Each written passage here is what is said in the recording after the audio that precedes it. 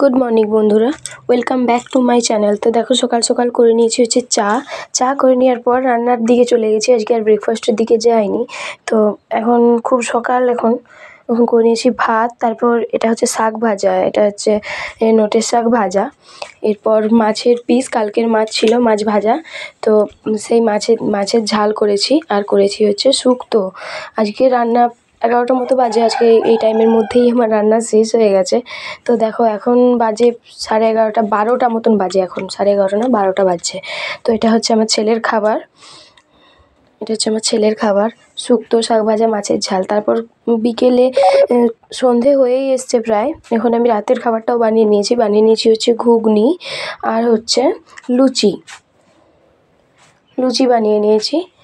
তারপর লুচিগুলো ভেজে নেওয়ার পর এখন ছেলে মেয়েকে আমি একটু পড়াবো। তারপর এই যে 9টা মতো বাজে, এখন আমি খেতেও দিয়ে দিয়েছি আমার ছেলেকে। এই যে এটা হচ্ছে আমার ছেলের খাবার। তো প্রত্যেক দিনের মতন গুড নাইট।